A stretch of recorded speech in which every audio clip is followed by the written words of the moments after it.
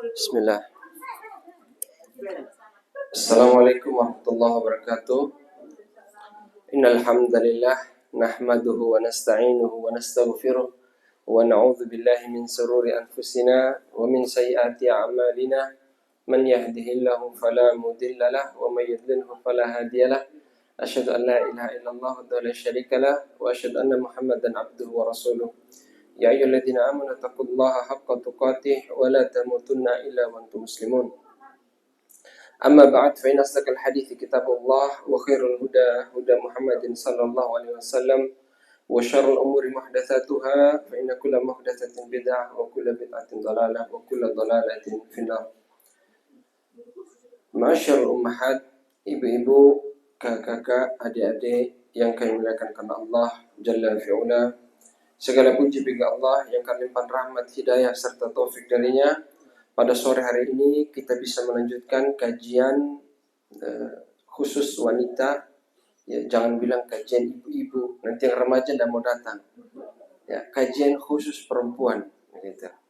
Ya, kajian An-Nisa khusus perempuan. Ya, alhamdulillah bisa kita lanjutkan kembali. Semoga amal apa yang kita lakukan pada hari ini bernilai amal ibadah, dicatat Allah Subhanahu wa taala sebagai pemberat timbangan amal ibadah kelak di yaumul hisab. Amin Allahumma amin.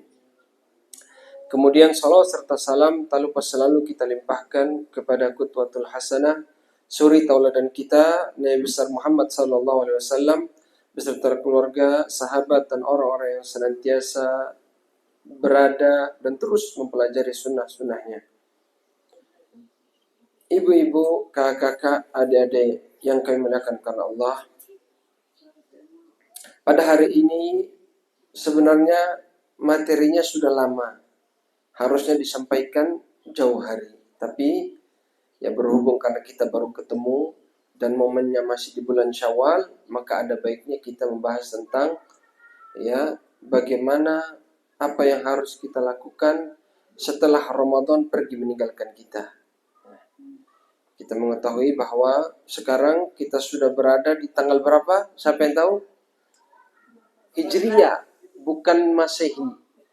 Siapa yang tahu? Tanggal berapa? Hijriyahnya tanggal berapa? 26 Syawal. Ya. Kita sudah berada, ya benar ya? 25. Iya, 25. Betul. Jadi kalau perpindahan bulan Hijriyah itu setelah Maghrib, ya. Berbeda dengan Masehi, ya. Berbeda dengan Masehi. Bagus. Ya.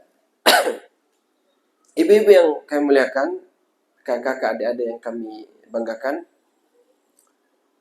bulan Ramadan adalah bulan yang penuh dengan keberkahan, amal-amal ibadah yang telah kita upayakan, telah kita lakukan di bulan Ramadan. Maka apa saja nasihat-nasihat dari para ulama yang bisa kita terapkan agar kebaikan-kebaikan di bulan Ramadan itu terus kita dapatkan di bulan-bulan yang lainnya.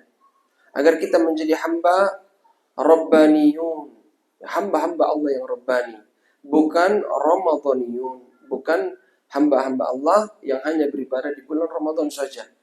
Yang pertama kata para ulama, nas'alullaha al-qabul. Ya, yang harus dilakukan oleh seorang muslim ketika lepas dari bulan Ramadan, yaitu dia memohon kepada Allah al-qabul. Dia minta agar amal-amal ibadah yang sudah diupayakan di bulan Ramadan diterima oleh Allah Subhanahu wa taala sebagai pemberat amal ibadah. Dan ini merupakan ciri khas orang-orang beriman. Sebagaimana yang disabdakan atau disampaikan oleh Hasan Al-Basri rahimahullah taala, beliau mengatakan innal mu'mina jama'a ihsanan wa syafaqatan. Seorang mukmin itu ketika dia melakukan amalan, dia mengumpulkan dua. Yang pertama, ihsan. Dia berusaha melakukan amal soleh itu sebaik mungkin. Contohnya sholat. Dia berusaha berwudu dengan sebaik-baik mungkin. Dia berusaha sholat dengan sebaik-baik mungkin. Baik itu pakaiannya, baik itu tempat sholatnya, semuanya suci. Ya, kemudian dia juga berusaha untuk khusyuk. Berusaha menegakkan setiap rukun-rukun sunnah wajib dari sholat-sholat tersebut. Ihsan. Bagus amalan ibadahnya. Meskipun demikian, kata Imam Hasan Al-Basri, ciri orang mukmin itu ketika dia selesai melakukan amal ibadah, timbul di dalam hatinya asyafaqah, rasa khawatir. Kalau amal ibadah tersebut belum layak diterima. Itu ciri orang-orang tawadu. Ya.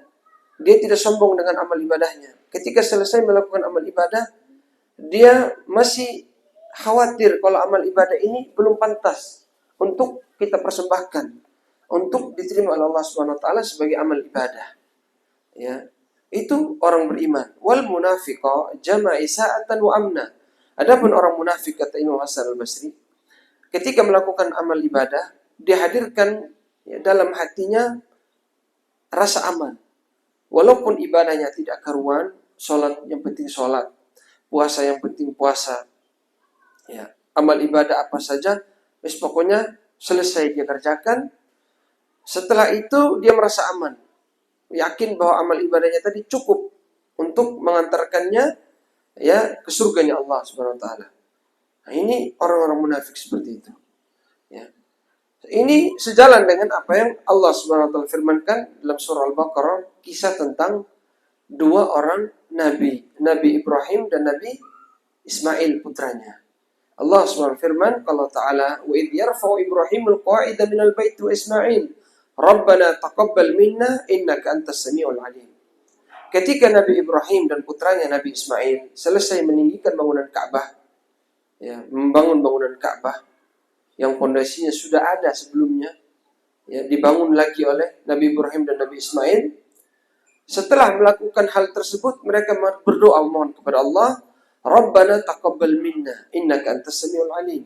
Ya Allah, terimalah amalan ibadah kami. Terimalah dari kami. Sesungguhnya Engkau Maha mendengar dan Maha mengetahui. Ya, itu ciri orang beriman. Sebagaimana Nabi Ibrahim dan Nabi Ismail. Ketika selesai melakukan amal soleh, mereka mohon kepada Allah agar amal ibadah tersebut diterima. Ya, Ibrahim At-Taimi ketika mendengar, ya, membaca firman Allah ini, beliau, ya, sebagian riwayat mengatakan dia berucap dengan suara kencang. Ya Khalilur Rahman, dia teriak, ya. Wahai Khalilur Rahman. Siapa Khalilur Rahman? Ya, ada dua yang diberikan gelar Khalilur Rahman. Ya, ada Habibullah, ada Khalilullah. Ya, khullah itu derajat cinta yang paling tinggi. Khullah, Khalil. Ya, makanya sebagian para ulama mengatakan jangan mengatakan Rasulullah itu Habibullah, tapi Khalilullah. Kenapa? Sebab Habibullah semua orang bisa mendapatkan. Jika saya beramal soleh, saya bisa menjadi Habibullah. Ibu-ibu sekalian bisa menjadi Habibullah, kekasih Allah. Tapi Khalilur Rahman tidak bisa didapatkan. Itu khusus hanya untuk Rasulullah SAW dan Nabi Ibrahim alaihissalam. Ya, yang mendapatkan gelar Khalilur Rahman hanya dua orang. Dan tidak bisa didapat oleh orang lainnya. Yaitu Nabi Muhammad alaihissalam dan Nabi Ibrahim alaihissalam. Ya. Ketika selesai bangunan Ka'bah, mereka mohon. Ya. Kemudian apa kata Ibrahim At-Taimi? Ya, tarfa'u qa'idal baiti wa takhafu alla yuqbala min. Ya, dia mengatakan, engkau Nabi Ibrahim dan Nabi Ismail membangun rumah Allah. Meskipun begitu, engkau masih khawatir amalmu tidak diterima. Antum lihat, bagaimana mungkin seorang nabi dan putranya seorang nabi membangun rumah Allah masih khawatir amal tersebut tidak diterima. Sehingga dia memohon kepada Allah agar amal tersebut diterima. Maka ini menjadi tamparan keras untuk kita semua, bahwa kita yang derajatnya jauh dari Nabi Ibrahim dan Nabi Ismail lebih layak dan lebih pantas untuk memohon agar amal kita diterima. Ya, agar kita, ya, memohon kepada Allah amal tersebut diterima. Amal-amal yang sudah kita upayakan di bulan Ramadan. Ya. Sebagaimana ya Allah Subhanahu wa taala firmankan dalam surah Al-Mu'minun, kalau Ta'ala, "Walladzina yu'tuna ma atau wa qulubuhum wajilah annahum ila rabbihim raji'un." Dan orang-orang yang telah menginfakkan hartanya di jalan Allah, lalu hati mereka takut dan mereka yakin mereka akan kembali kepada Allah. Pada umumnya, ketika seseorang itu melakukan amal soleh, apa yang terjadi? Hatinya tenang. Betul tidak? Betul. Tenang hatinya. Tapi dalam ayat ini, lain ceritanya. Allah mengabarkan ada orang bersedekah lalu hatinya takut. Dia sudah sedekah tapi hatinya takut. Maka Ummul Mukminin Aisyah ketika mendengar ayat ini, ya, dia bertanya kepada Nabi, "Ya Rasulullah, ya, siapa orang yang sudah bersedekah tapi hatinya takut?" Ya.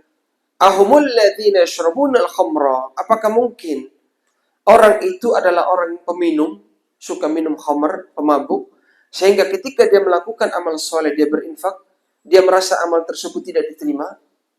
Ya.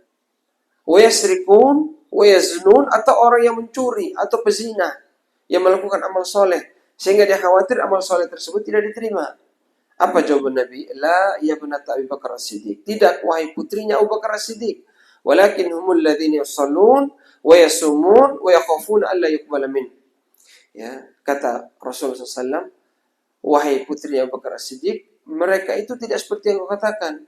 Mereka yang bersedekah lalu hati mereka takut itu mereka orang yang rajin sholat, rajin sedekah, ya, rajin puasa.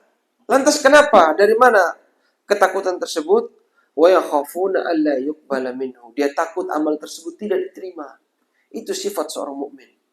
Tidak sombong, tidak ujub dengan amal solehnya. Ya, dia sembunyikan, dia mohon kepada Allah agar amal tersebut diterima. Ya, dia khawatir. Itulah ciri-ciri orang beriman. Ya. Kemudian, Bapak Ibu sekalian, setelah kita ketahui bahwa ya, yang harus dilakukan selepas Ramadan adalah memohon agar amal ibadah diterima. Kemudian yang berikutnya, memohon kepada Allah agar amal-amal yang sudah kita raih itu dijaga. Apa maksudnya dijaga? Kita dijaga oleh Allah dari amal-amal yang dapat merusak pahala-pahala kita. Apa contoh perbuatan-perbuatan yang dapat merusak pahala kita? Kita ghibah misalnya. Ya, kita ghibah. Jangan sepelekan ghibah. Ya. Ketika kita membicarakan seseorang, maka di situ ada dua kemungkinan. Yang pertama, pahala kita hilang. Yang kedua, dosa orang yang dighibahi itu pindah ke kita. Hanya dua itu kemungkinannya. Ya. Makanya jangan anggap sepele ghibah. Ya. Ini nasihat bukan untuk ibu, juga untuk kami, para laki-laki. Ya. Laki-laki juga suka ghibah. Kita tidak sadar, kita bicara. Ya, itu dia itu. Dia lambat datang. Dia itu begini. Ya, itu ghibah. Nabi SAW pernah ditanya, bagaimana kalau hal tersebut memang benar? Ya, kata Nabi SAW, kalau benar, ya, faqad ightabtahu. Kalau benar, kamu sudah ghibah. Tapi kalau tidak benar, kamu fitnah. Lebih parah lagi dosanya. Ya, lebih parah lagi dosanya. Maka ghibah ini yang membuat amalan-amalan ibu-ibu sekalian, adik-adik sekalian, kakak-kakak sekalian, di bulan Ramadan sirna. Hati-hati. Kita yang sudah puasa 1 bulan penuh, sudah tiap hari kasih takjil buat orang di masjid, ya, sudah ikut taraweh, ya, apa? Zikir, baca Quran, khatam berapa kali, pahalanya hilang. Kenapa? Kita ghibah. Hati-hati, ya. Wala yaghtab ba'dukum ba'dha ayuhibbu ahadukum ay ya'kula lahma akhihi maitan fakarihtumu. Jangan kalian itu saling menghibah. Allah SWT firman dalam surah Al-Hujurat. Jangan kalian hibah saudara kalian. Maukah kalian itu makan bangkai saudara kalian? Tentu kalian tidak mau, kata Allah.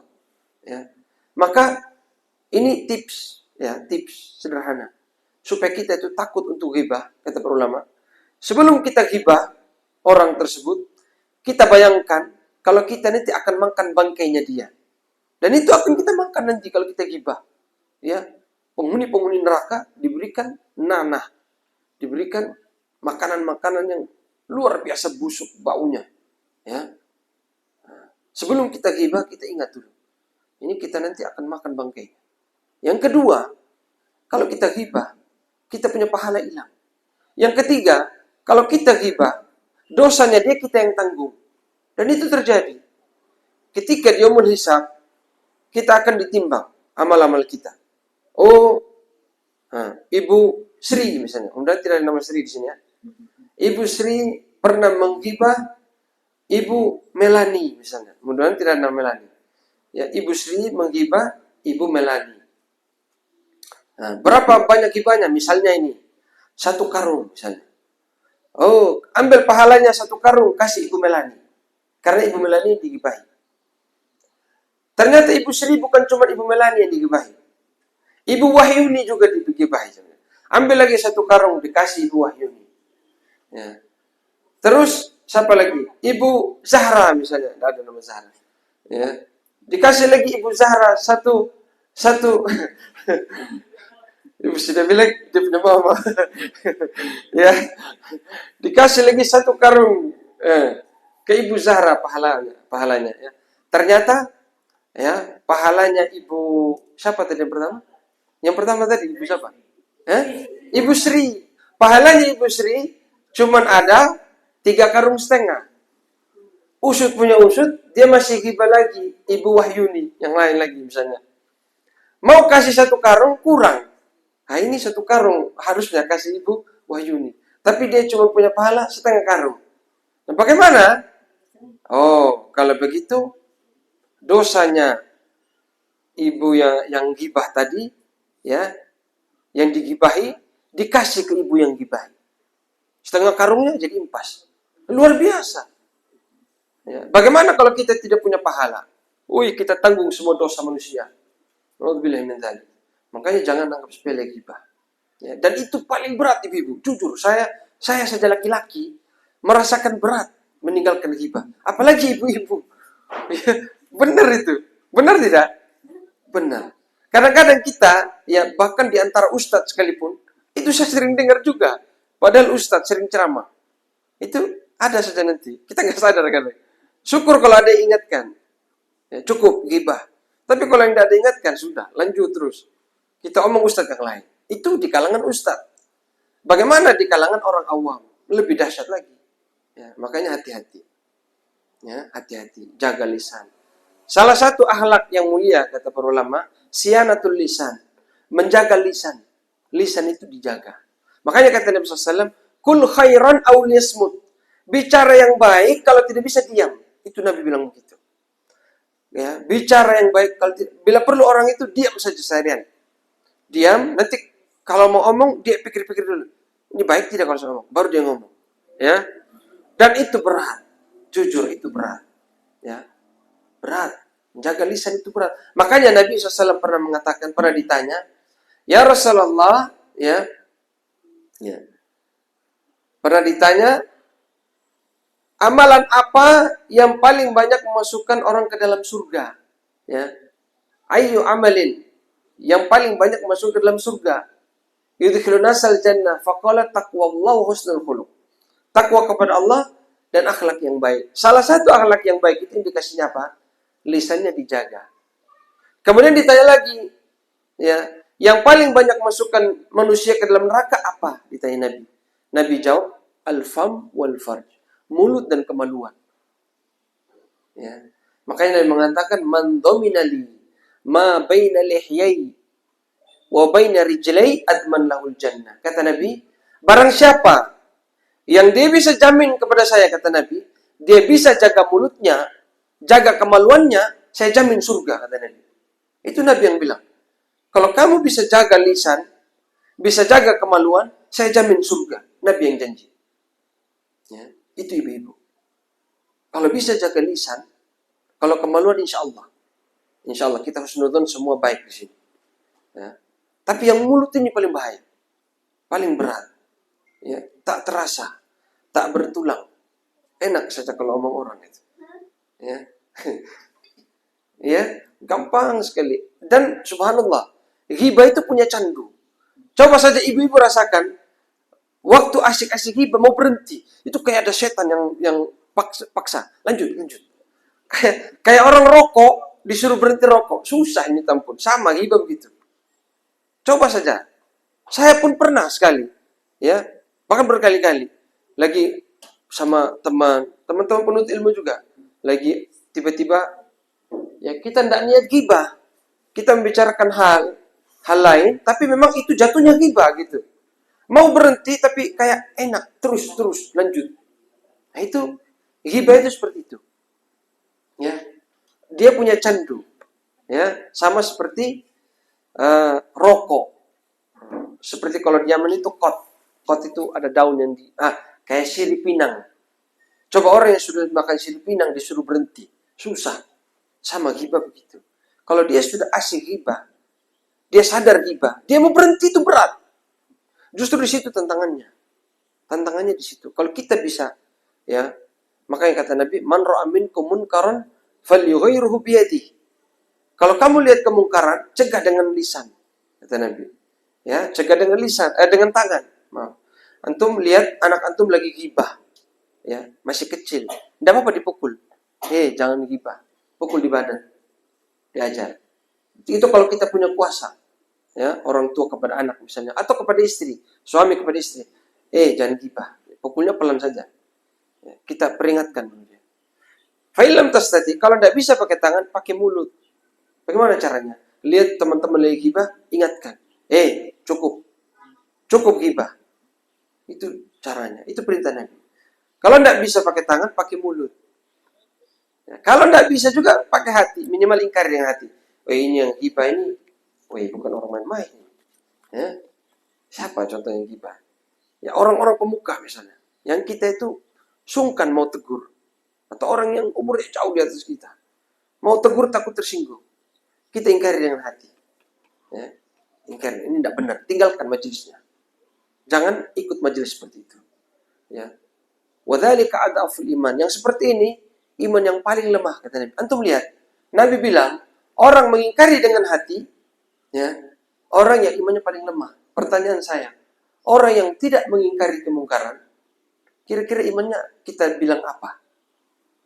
Kalau orang yang mengingkari dengan hati tadi, Nabi sifati dengan imannya paling lemah. Lantas bagaimana kalau kita lihat ada majelis ghibah, terus kita diam? Itu imannya bagaimana ceritanya? Kira-kira. Apalagi kalau kita ikut nimbrung. Itu sudah lain cerita. Ya? Nah, ini perusak amal, ibu sekalian, ghibah. Kenapa saya perpanjang di sini? Karena ini yang paling banyak menimpa kita. Ghibah. Paling mau tua, mau muda, mau sehat, mau sakit. Ya. Semua bisa ghibah. Orang yang tidak bisa jalan saja masih bisa ngomongin orang. Betul tidak? Masih bisa. Nah, ini perusak amal yang paling parah. Ya, yang paling banyak. Kemudian ada juga perusak amal diantaranya kesyirikan. Ini yang paling parah. Ya, Innallaha la yaghfiru an yushraka bihi wa yaghfiru ma duna dzalika liman yasha. Allah mengampuni seluruh dosa kecuali dosa syirik. Dalam surat An-Nisa. Nah, Allah mengabarkan bahwa dosa itu diampuni seluruhnya kecuali syirik. Ya. Apabila seorang itu wafat dalam keadaan membawa kesyirikan maksudnya. Ya, dan kesyirikan ini tidak selamanya sujud kepada patung, sujud kepada berhala, bukan. Itu kesyirikan yang mungkin sudah nggak ada sekarang. Ya, tapi kesyirikan sekarang juga masih banyak. Kita misalnya, banyak maaf, kita pergi ke dukun misalnya. Ya, kita masih percaya dukun, peramal. Ya. Man atakahinan, ya, au arrafan, kata Nabi, barang siapa datang kepada peramal atau dukun, ya, lam tuqbalahu salatuhu arba'ina lailah. Barang siapa yang datang kepada peramal atau dukun, ya, fasalahu an syai', dia tanya, salatnya tidak diterima 40 hari. Padahal dia hanya tanya, walaupun dia tidak percaya. Tapi dia datang sudah tujuan untuk mencari informasi. Beda kalau orang mau menguji untuk membuka kedok kebohongan dukun. Misalnya ada ustadz di suatu daerah, dukunnya keren, terkenal, tapi membawa kesyirikan. Ustadznya mau membongkar kebobrokannya. Dia tanya untuk mengelabui. Nah, itu tidak masalah. Tapi yang dimaksud orang yang memang datang mau cari informasi. Ya. Masalah dia percaya atau tidak nantinya itu tidak menjadi soal. Tapi tetap sholatnya tidak diterima. Tapi kalau dia percaya, kata Nabi, lebih parah lagi. Kata Nabi SAW, Man ata'arrafan au kahinan, fasaddaqahu bima yaqul, faqad kafara bima unzila ala Muhammad. Barang siapa yang datang kepada dukun atau peramal, dia benarkan omongan dukun tadi, ya, dukunnya bilang, apa misalnya dukun? Apa contohnya? Hilang barang. Hilang barang. Nah, kalau hilang barang, itu kaitannya dengan masa lalu. Itu arraf. Maksudnya dia meramal ke depan. Ya. Oh, jodoh. Jodohmu tidak ada di Sumba. Engkau harus hijrah. Misalnya, menyeberangi 4-5 pulau. Misalnya, dihitung pulaunya. Tentu pulau Indonesia sudah habis. Harus keluar negeri lagi misalnya. Ya. Nah, seperti ini. Misalnya dia percaya. Yang seperti ini, kafir terhadap apa yang diturunkan oleh Allah kepada Nabi Muhammad. Maksudnya bagaimana? Dia telah mendustai Al-Quran. Ya. Al-Quran mengatakan, tidak ada yang tahu perkara gaib. La ya'lamu man fis samawati wal ardil ghaiba illa Allah. Tidak ada yang tahu perkara gaib, baik yang di langit maupun di bumi kecuali Allah. Lalu dia bilang dukunnya tahu. Berarti dia telah dusta kepada Al-Quran, itu maksudnya. Dia telah kafir kepada Al-Quranul Karim. Ya. Dan banyak sekali ya perusak-perusak dosa lainnya. Ini yang berikutnya. Jadi sudah dua ya. Yang pertama kata para ulama, memohon agar amal ibadah di bulan Ramadan diterima. Yang kedua, memohon agar kita dijaga dari perusak-perusak amal seperti ghibah, melakukan kesyirikan. Kemudian yang ketiga, ya kata para ulama, nas'alullaha luzumal istiqomah. Kita mohon agar kita tetap istiqomah. Ya, makanya salah satu tujuan utama Ramadan itu apa? La'allakum tattaqun, agar kalian menjadi pribadi yang bertakwa. Ya, setelah selesai Ramadan, dia bertambah ketakwaannya. Ini tidak. Setelah Ramadan, ya, hilang juga amalannya. Makanya kata para ulama, bi'sal qaum la ya'rifuna Allah illa fi Ramadan. Seburuk-buruk kaum mereka yang tidak mengenal Allah kecuali di bulan Ramadan. Luar biasa. Bulan Ramadan, Al-Qur'annya dibaca tiap hari. Bahkan satu hari 5 lembar misalnya. 3 lembar, 2 lembar. Ya. Tiap hari bikin takjil buat masjid. Teh, kopi. Ya, ini sedekah misalnya. Ya. Tiap hari sholat malam. Di bulan Ramadan. Tapi setelah Ramadan, subhanallah, tidak pernah lagi dia melakukan semua tadi. Ya. Makanya Allah itu ya memberikan banyak sekali syariat. Supaya apa? Supaya kebiasaan-kebiasaan di bulan Ramadan tetap bisa kita jaga. Contohnya sholat. Di bulan Ramadan, kita rutin melakukan namanya apa? Sholat tarawih. Sholat tarawih itu sholat malam yang dikerjakan di awal waktu. Karena di bulan Ramadan dilakukan jamaah. Tapi apakah tarawih ini tidak ada di bulan lain? Siapa yang bisa jawab? Ada tidak? Tidak ada. Masya Allah. Ada tidak? Ada tidak? Saya mau tanya. Ada tidak? Ada. Tapi namanya bukan tarawih. Tarawih itu nama untuk yang ada di bulan Ramadan. Tapi sholat qiyamul lail, ya, sholat tahajud itu ada selain bulan Ramadan. Hanya saja dilakukan di mana? Di sepertiga malam. Ya, diakhirkan, itu yang afdal. Adapun di bulan Ramadan, ya, kebanyakan dilakukan di awal waktu karena berjamaah. Ya, tapi kalau ada jamaahnya di akhir waktu juga tidak apa-apa, bagus juga. Ya, artinya kita masih bisa menghidupkan amal ibadah yang bisa kita lakukan di bulan Ramadan, di luar bulan Ramadan. Qiyamul lail, kita bangun malam, sholat tahajud, bisa. Bukan tidak bisa. Ya. Tapi di bulan Ramadan 11 rakaat. Lakukan 11 rakaat. Tidak masalah. Ya. Oh, tapi saya di Al-Azhar 21 rakaat. 21 rakaat, tidak masalah. Sholat tahajud itu, sholatul laili mathna. Tidak ada batasan. Mau sholat sekuatnya. 40 rakaat boleh. 4 ya. Nanti ditutup dengan witir. Ya. Mau 11 rakaat silakan. Atau hanya mau 2 rakaat saja. Silakan. Tutup dengan witir 1 rakaat. Ini yang misalnya kita baru mau membiasakan. Ya kalau langsung 11 rakaat berat Ustaz. Ya, coba dulu 2 rakaat. Bangun malam, tiba-tiba anak nangis, bangun, ya, kasih diam anak, sholat. 2 rakaatnya tahajud, tutup dengan witir 1 rakaat. Salam, 2 rakaat salam, bangun lagi 1 rakaat untuk witirnya. Itu yang paling ringan. Ya. Sudah seminggu, Masa 3 rakaat terus, tambah lagi. Ya, tambah lagi. Ya, tahajudnya ditambah. Misalnya 2 rakaat, tambah. Jadi 4. Tutup dengan witir 1 rakaat. Witir masuk 1 rakaat. Tambah lagi 3. Tambah lagi witirnya 3. Terus bertambah. Nggak masalah. Ya, nggak masalah. Sak mampunya. Itu sholat. Ya. Afdhalus salati ba'dal faridati sholatul lail. Sholat yang paling utama setelah sholat 5 waktu, sholat malam, kata Nabi. Ya, maka jangan sepelekan. Ya, kata Nabi SAW, ya ayuhan nas, wahai manusia, ya, afsus salam, sebarkan salam. Wa at'imu ta'am, berikan makan kepada fakir miskin. Wasilul arham, hubungkan silaturahim. Wasallu bil laili wan nas niyam, salatlah di malam hari ketika manusia banyak yang tidur. Tadkhulul jannata bisalam. Kalau kalian lakukan yang 4 tadi, kata Nabi, masuk surga dengan selamat. Enak tidak? Iya. Gampang loh 4 ini. Yang pertama apa? Sebarkan salam. Makanya kalau ketemu saudara-saudara di jalan, assalamualaikum, begitu, jangan muka-muka cuek. Kalau dia salam dulu, baru saya salam. Kalau dia tidak salam, saya tidak salam. Jangan begitu, ya. Wa khairuhuma alladhi yabda'u bisalam, kata Nabi. Kalau ada 2 orang bertemu, ya, fayaltaqiyani, berdua bertemu, fayuridu hadza wa yuridu hadza. Yang ini tunggu. Kalau dia lihat duluan salam, baru saya salam. Yang sana juga begitu. Kalau dia salam, baru saya salam. Langsung ingat hadis Nabi. Wa khairuhuma, yang lebih baik dari kedua ini, alladhi yabda'u bisalam, yang duluan ucapkan salam. Itu yang paling baik.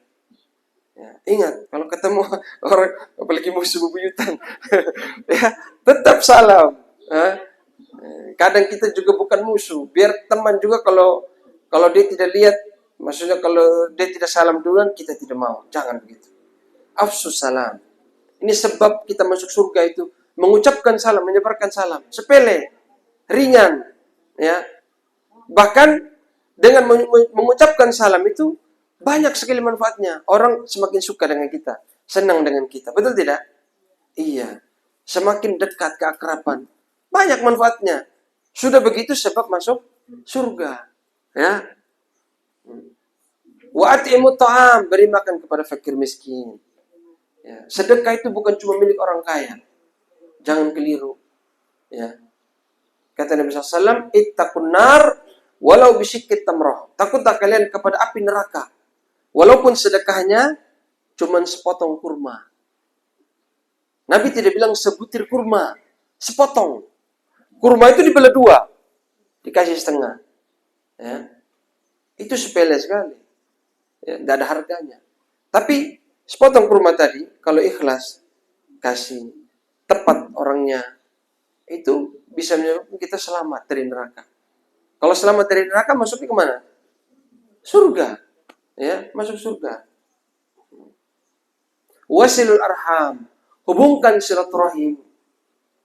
Ini yang punya masalah dengan keluarga, ya, sepupu, apalagi saudara kandung, ya, ipar misalnya, atau banyaklah, ya, bibi paman. Sudah lama masalah dari dulu, tidak juga selesai, ya. Belum juga berhubungan. Lebaran juga cipika-cipiki habis sudah. Ya, itu bukan itu, ya. Kata Nabi SAW, laisal wasila bil mukafi. Tidak dikatakan menghubungkan silaturahim orang yang melakukan tindakan serupa. Ini perhatikan, ya. Yang dimaksud dengan menghubungkan silaturahim, kata Nabi itu, kalau saudara kita itu memutus hubungan kepada kita, kita tetap berusaha menghubungi dia. Dia lagi marah sama kita, kita telepon. Ya kak, banyak maaf. Adek, minta maaf begini. Kesemati. Besok telepon lagi. Terus kita berusaha minta maaf, berhubungan. Nah itu yang dimaksud menghubungkan silaturahim.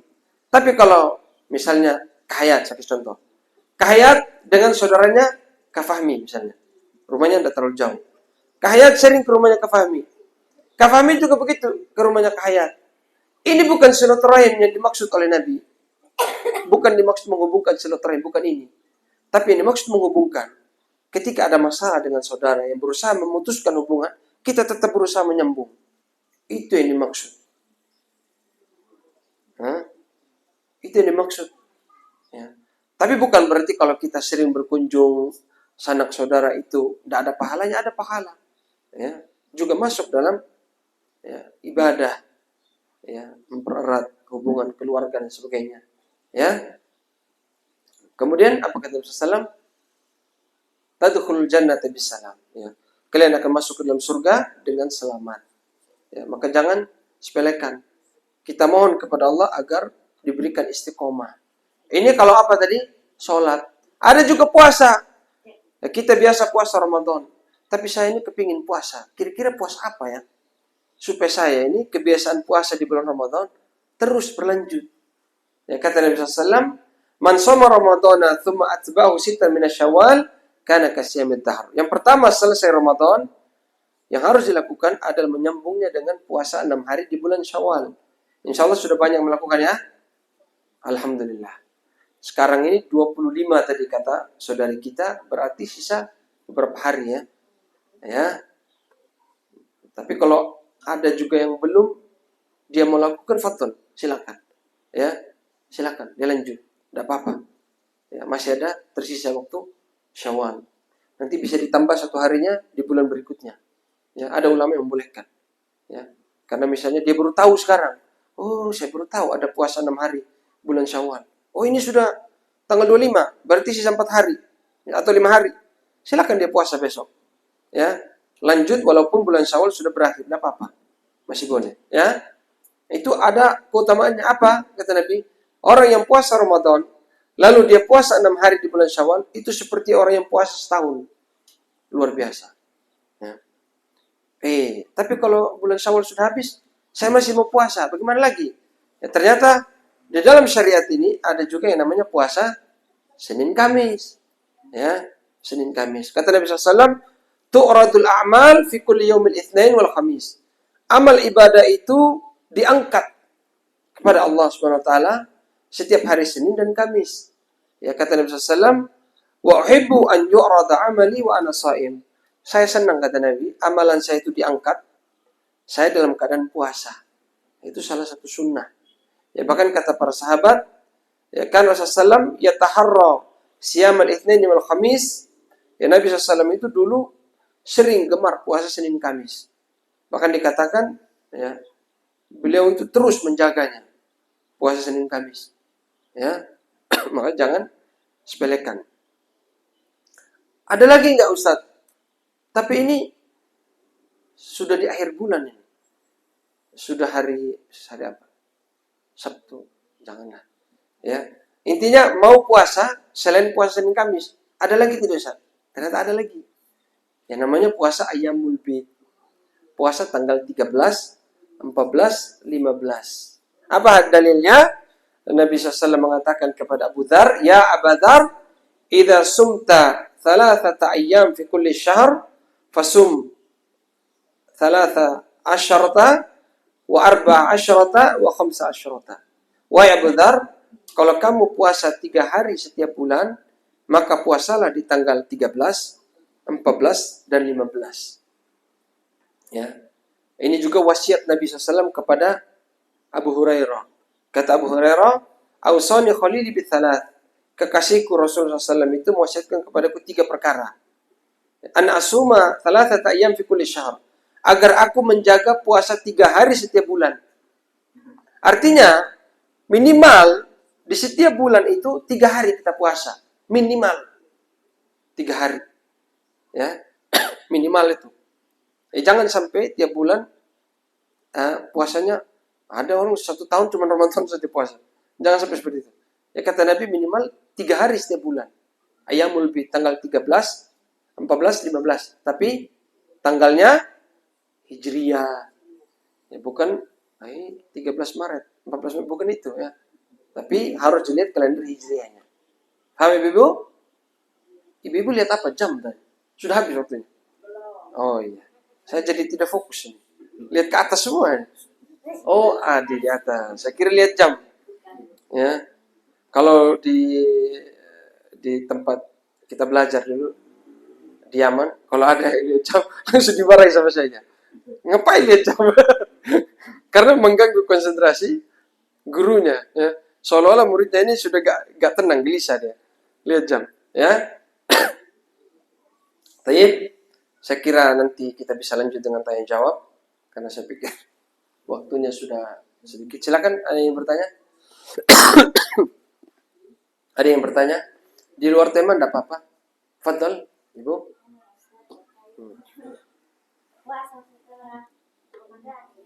Iya.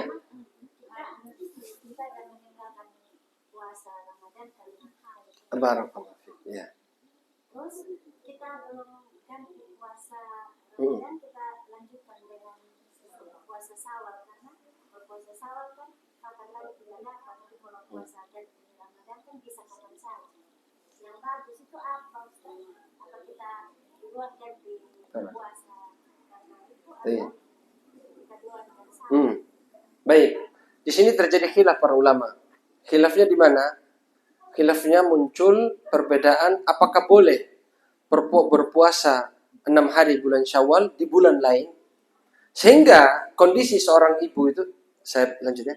Kondisinya ketika dia cuma punya hutang 7 hari misalnya atau 10 hari, ketika dia berada di awal Syawal, dia mau langsung ganti, misalnya lebaran ketiga, ya, ketiga setelah lebaran, dia mau langsung puasa ganti qadha, maka ini tidak apa-apa. Dan ini lebih afdal. Kenapa? Karena meskipun 10 hari sudah berlalu, dia masih tetap bisa puasa Syawal. Karena bulan Syawalnya masih panjang. Misalnya ada orang, ya, permasalahannya muncul ketika dia punya hutang banyak. Dia punya hutang puasa sebulan penuh, Ramadan. Sakit misalnya. Tiba-tiba lebaran kedua, dapat THR langsung sembuh misalnya. Dapat amplop langsung sembuh dia. Misalnya. Sembuh, oh ya, saya harus ganti puasa Ramadan. Berapa hari dia harus ganti? 1 bulan. Kalau dia puasa 1 bulan, maka bulan Syawal habis. Disinilah terjadi khilaf para ulama. Mana yang didahulukan? Ya, sebagian ulama mengatakan dia tetap harus puasa Ramadan terlebih dahulu. Karena hadisnya menggandeng. Man shoma Ramadana, barang siapa yang puasa bulan Ramadan, thumma atba'ahu sittan minasyawal, lalu dia ikuti dengan puasa 6 hari di bulan Syawal. Hadisnya menunjukkan tertib. Artinya, seseorang tidak boleh puasa Syawal kecuali selesai Ramadan. Maka yang dilakukan, dia ganti dulu sebulan penuh, baru dia puasa Syawal di bulan lain, tidak apa-apa. Itu ada ulama yang membolehkan. Karena punya uzur syar'i. Dia tetap niat puasa 6 hari bulan Syawal walaupun di luar bulan Syawal. Karena memang keadaannya tidak bisa dia puasa bulan Syawal karena masih punya hutang 1 bulan penuh. Begitu Ibu, paham? Barakallahu fiik. Ada yang lain? Ada yang bertanya? Ya, silakan Ibu. Waalaikumsalam warahmatullahi wabarakatuh. Ustaz, bulan Syawal itu kita puasa online. Iya. Apakah itu 6 hari kan? Barakallahu fiik. Bisa longgar-longgar, lompat-lompat. Kita pasang-pasang kamu ambil. Bisa juga di bulan Syawal. Boleh. Terus nanti mungkin tidak ambil lagi. Boleh. Sepanjang bulan Syawal. Sudah Ibu, saya jawab. Ibu bertanya, apakah boleh kita atau bagaimana cara puasa bulan Syawal, 6 hari bulan Syawal itu bagaimana caranya? Jadi caranya ada 2 tadi seperti yang Ibu tanyakan. Yang pertama, yang paling baik tertib. Ya. Dia melakukan misalnya bahkan lebaran kedua itu sudah boleh kita puasa. Ya, tapi kebanyakan orang karena mungkin masih anjang sana ke rumah keluarga, sebaiknya lebaran ketiga aja, hari ketiga. Hari ketiga dia mulai sudah sampai selesai 6 hari. Ini yang terbaik. Yang terbaik seperti ini. Tapi kalau dia mau langgar-langgar misalnya, atau misalnya dia punya strategi. Ya. Bagaimana strateginya? Saya puasa Senin Kamis tapi niatnya Syawal juga. Itu boleh. Saya ambil hari Senin dan hari Kamis. Tapi nanti saya juga niatkan puasa Syawal. Itu boleh. Jadi dia dapat 2 pahala. Apalagi kalau hari Senin Kamis itu bertepatan dengan Ayyamul Bid. Misalnya hari Senin itu pas dengan tanggal 13 atau tanggal 14 atau tanggal 15. Maka ketika dia puasa hari Senin itu dia dapat 3 pahala. Puasa Syawal, puasa hari Senin, puasa Ayyamul Bid. 3 pahala dia dapat.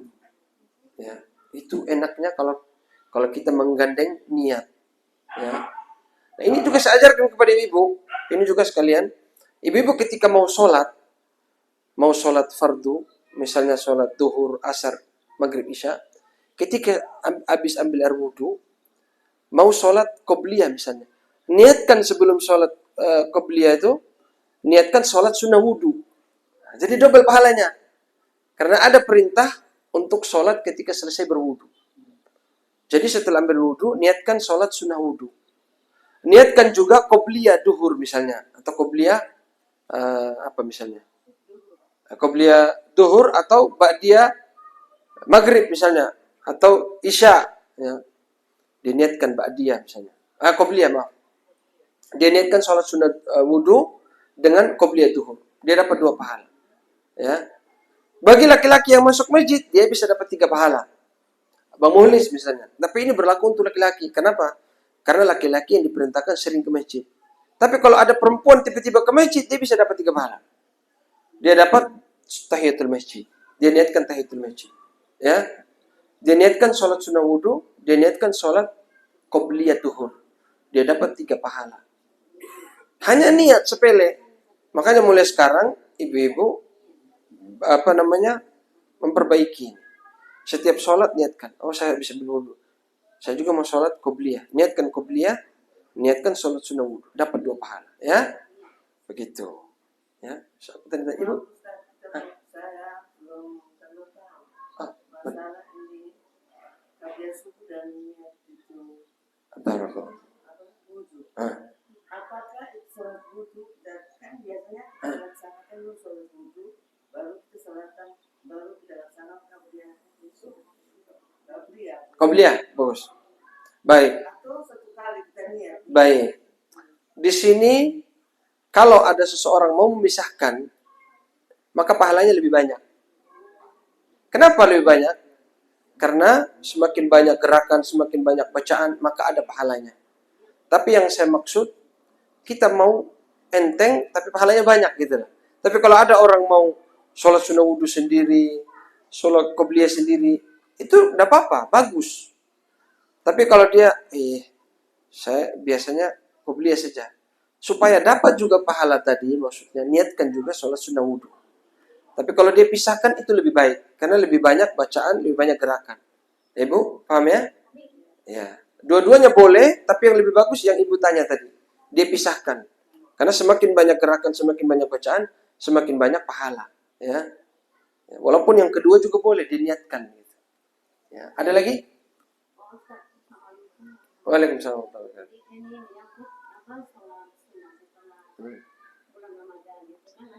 Syawal ini.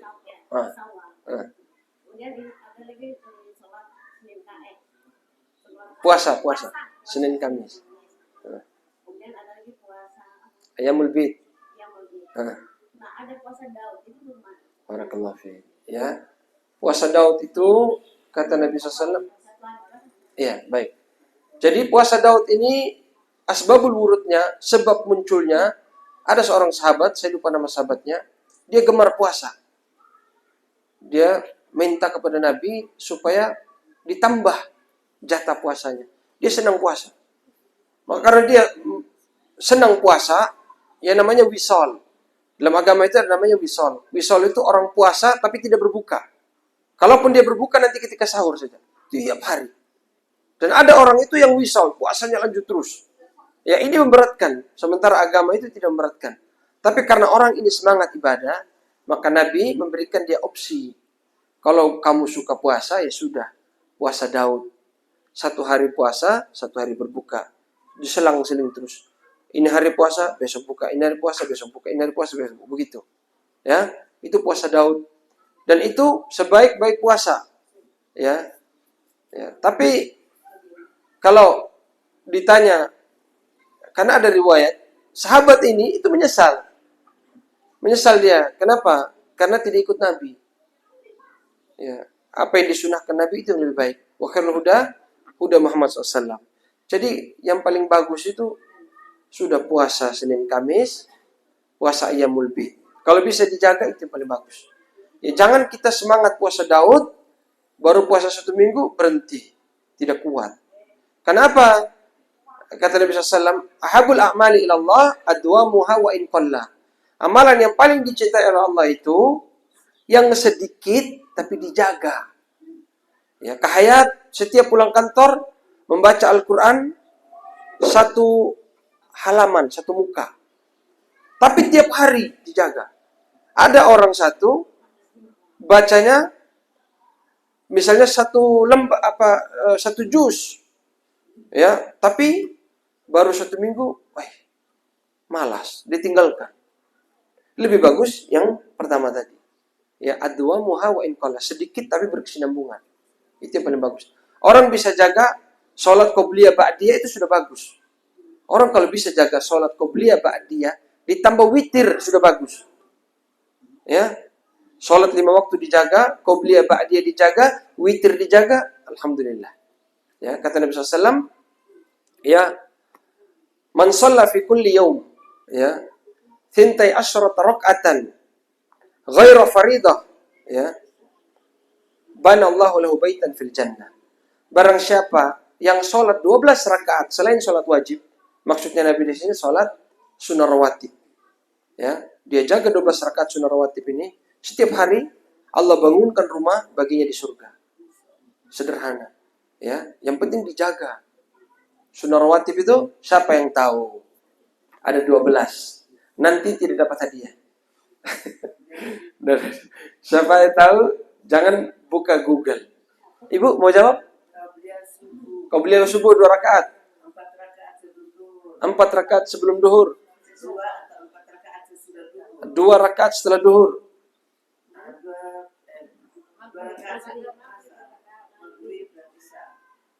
Ulang-ulang. 2 rakaat setelah maghrib. Setelah isya. Tidak ada qobliyah isya dan maghrib. Adapun asar, tidak ada qobliyah, tidak ada ba'diyah. Untuk asar, tidak ada qobliyah, tidak ada ba'diyah. Untuk maghrib dan isya, yang ada cuman ba'diyah. Qobliyah tidak ada. Tapi saya mau sholat, Ustaz. Tidak apa-apa. Tidak apa-apa. Tapi bukan qobliyah niatnya. Paham ya? Bukan. Maksudnya begini kakak. Kak Farida. Maksudnya dia mau sholat sebelum duhur, sebelum maghrib. Sebelum sholat maghrib dia mau sholat. Tidak apa-apa dia sholat, tapi niatnya bukan qobliyah. Karena tidak ada qobliyah maghrib. Apa sholatnya? Bisa tadi sholat sunnah wudhu bisa.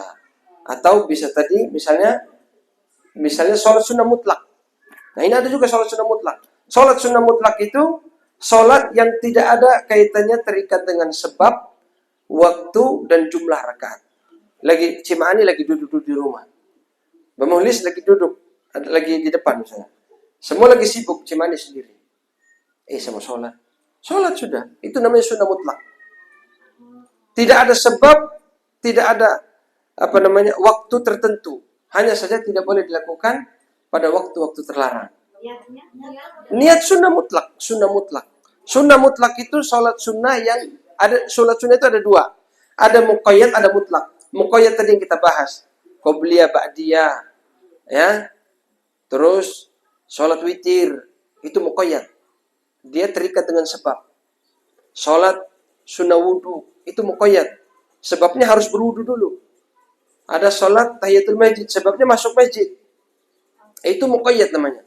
Ada namanya sholat sunnah mutlak. Sholat sunnah yang tidak ada sebab. Kita kepingin sholat saja. Ya sudah sholat. Itu mutlak namanya. Itu boleh. Boleh 2 rakaat, boleh 4 rakaat, boleh 6 rakaat, boleh 8 rakaat, terserah. Sakarep. Semampunya. Itu boleh. Setelah Ba'diyah maghrib. Kadang-kadang kita suka mau sholat awabin.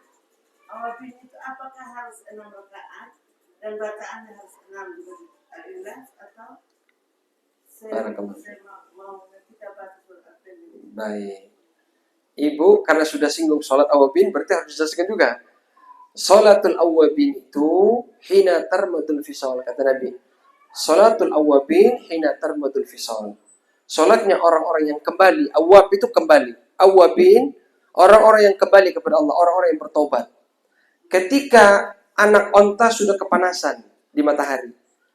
Ya, ini yang dimaksud sholat awabin adalah sholat duha. Jadi bukan setelah maghrib. Sholat awabin itu sholat duha. Ya, karena Nabi SAW mengatakan sholatul awabin hina tarmadul fisal. Sholatnya orang yang kembali, maksudnya yang dimaksud sholat awabin itu sholat duha. Makanya sholat duha itu adalah ciri-ciri orang yang gemar bertobat. Dia jaga sholat duha. Gitu. Jadi ibu-ibu kalau mau jadi mendapat sifat awab, orang-orang yang gemar bertobat, sholat duha. Karena Nabi mensifati orang-orang yang gemar bertobat itu dengan melaksanakan sholat duha. Gitu. Tapi misalnya ibu bilang sudah sholat ba'diyah maghrib, tapi masih mau sholat, tidak apa-apa, sunnah mutlak namanya. Sholat sunnah mutlak, ya, sholat sunnah mutlak. Meskipun ada beberapa ulama yang melarang, karena tidak ada dalil sholat antara maghrib dan isya. Meskipun yang roji boleh, ya, tapi niatnya sunnah mutlak. Tidak ada kekhususan sholat setelah maghrib, antara maghrib dan isya kecuali ba'diyah. Tapi kalau dia masih mau sholat, silakan. Niatnya sunnah mutlak. Boleh. Paham ya? Tidak, karena dalam ulama itu mengatakan bahwa setelah ba'diyah Maghrib. itu kita sholat awabin. Barakallah. Sebanyak 6 rakaat. Dan setiap rakaat itu dibaca rakaat dulu dan ikhlas. Masya Allah. Masya Allah. Wallahu alam. Itu saya melihat Ustazah Luki. Oh iya. Ustaz siapa? Luki. Saya tidak tahu. Ustazah Luki. Iya. Oh yang di YouTube ya? Iya. Wallahu alam. Sholat awab itu yang ada sifatnya, hadisnya cuman itu. Sholatul awabin hina tarmadul fisal. Sholat awabin orang-orang yang bertobat itu ketika anak unta kepanasan. Maksudnya disifati itu ya antara jam 9 sampai jam setengah 11 itu awab. Ketika anak unta kepanasan di matahari. Ya, itu maksudnya. Maksudnya apa? Sholat duha. Maksudnya waktu terbaik sholat duha itu. Nah, jam 9 atau setengah 10 sampai jam setengah 11. Itu waktu terbaik untuk melaksanakan sholat duha. Ya? Boleh. Boleh. Kapan tidak boleh sholat duha? Kapan batas akhir sholat duha? Batas akhir sholat duha itu 10 sampai 11 menit sebelum waktu duhur. Karena itu waktu terlarang. Ya, misalnya duhur sekarang jam 12:05 misalnya. Nah, untuk hati-hati, maka batas sholat duha itu jam 11:50. Itu batas akhir. Karena ketika masuk 50 itu masuk waktu terlarang. Ya. Waktu zawal, matahari ketika berada di atas kepala.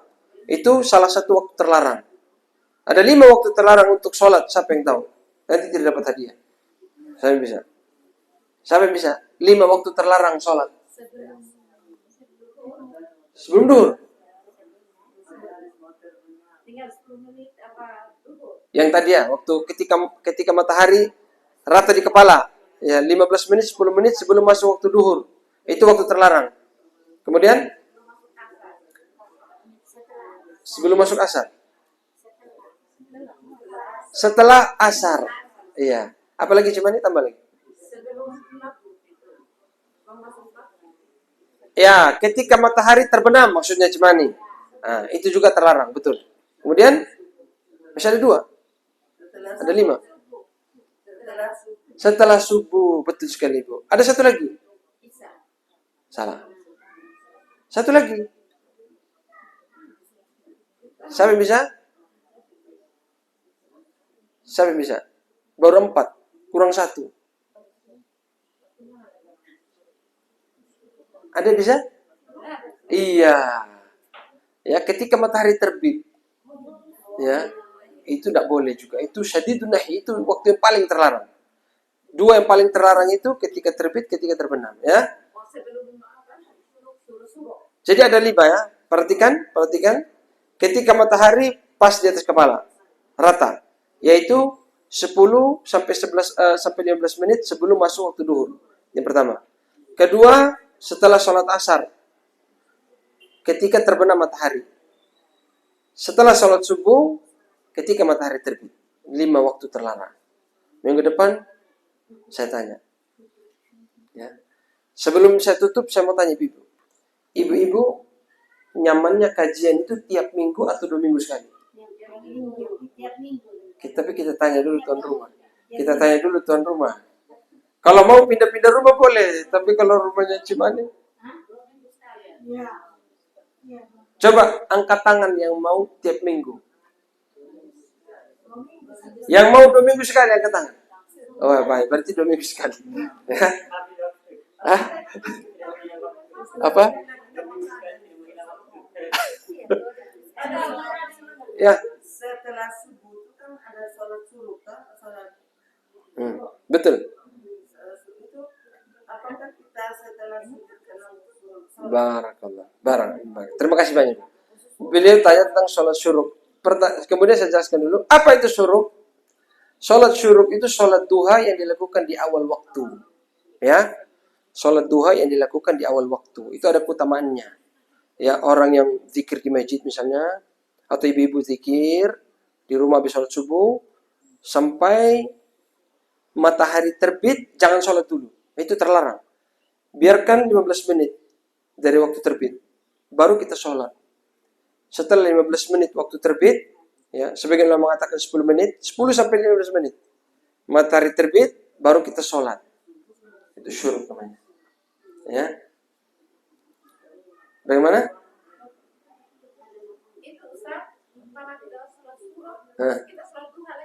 Boleh. Tidak apa-apa. Tidak masalah. Boleh. Ya. Sudah? Paham semuanya?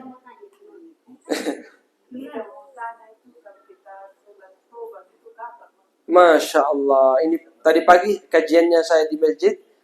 Atau kita tanya Abu Muhlis. Kan dia sudah ikut kajian tadi pagi. Ya, harus tahu ini. Tadi pagi bapak-bapak di masjid temanya sholat, salah satunya sholat taubat. Ya, jadi terkait dengan sholat taubat, kapan dilakukan?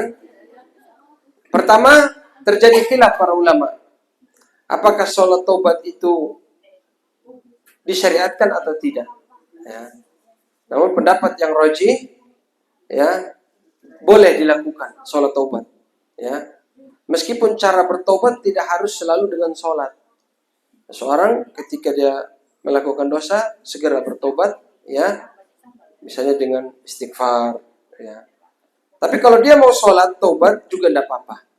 Kapan dilakukan? Ketika dia melakukan dosa, segera bertobat.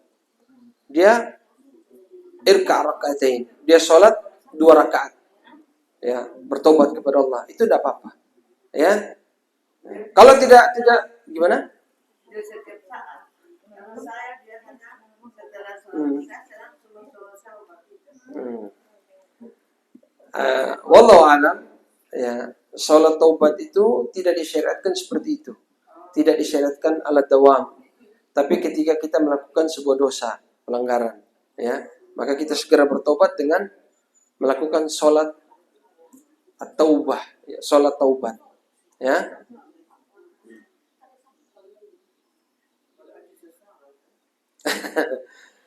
Ya, ada lagi yang lain? Ya, di antara dalil sholat taubat itu, kata para ulama, karena Rasulullah SAW idza hazabahu amrun shalla. Nabi SAW itu kalau ada masalah yang rumit yang menimpa beliau, langsung beliau sholat. Juga firman Allah Subhanahu wa taala, wasta'inu, apa lanjutkan ayatnya? Bisabri wassalah. Mintalah pertolongan kepada Allah dengan sabar dan sholat. Ya, kalau ada masalah langsung sholat. Boleh, ya? Boleh. Atau dia cukup bertobat kepada Allah dengan taubatan nasuha. Boleh juga. Ada lagi? Terakhir? Ya, terakhir. Boleh.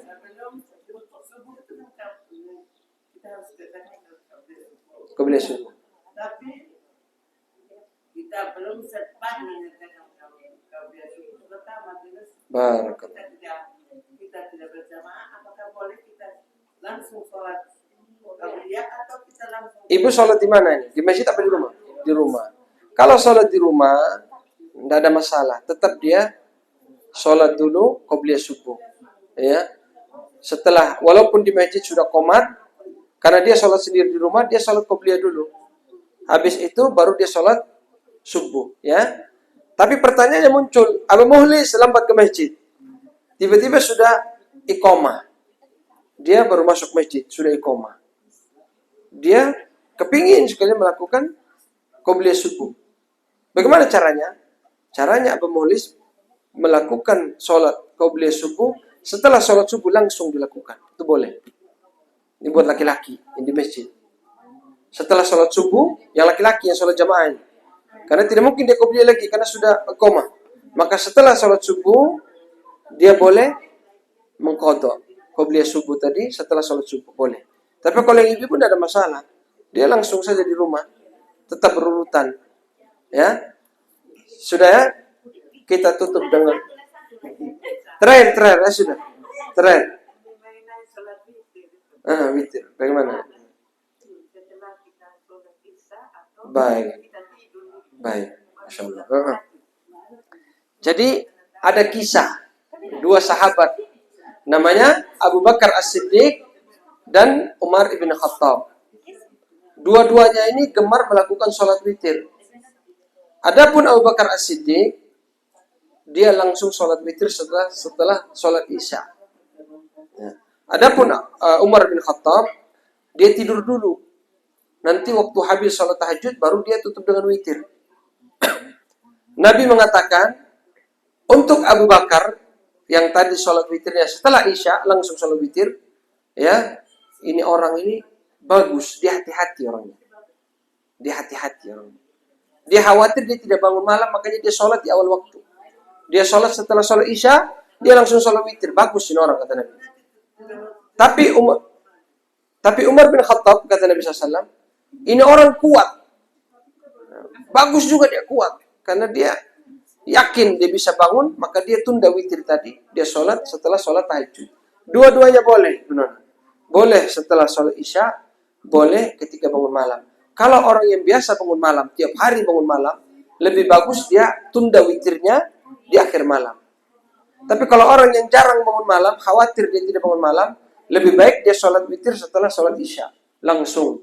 Mau 1 rakaat, 3 rakaat, 5 rakaat, 7 rakaat, 9 rakaat, atau 11 rakaat. Itu witir. Bilangan terkecil 1, bilangan terbanyak berapa? 11. Untuk tata caranya panjang. Itu tidak cukup 2 menit. Itu bila perlu 1 majelis. Lama dia. Karena nanti 3 rakaat bagaimana, 5 rakaat bagaimana, 9 rakaat bagaimana, beda-beda. Nanti kita jelaskan. Ya, untuk waktu sendiri. Untuk sholat witir tata caranya. Karena panjang bahasanya. Ya, kita tutup dengan doa kafaratul majlis. Subhanakallahumma bihamdika asyhadu an la ilaha illa anta astaghfiruka wa atubu ilaik. Assalamualaikum warahmatullahi wabarakatuh.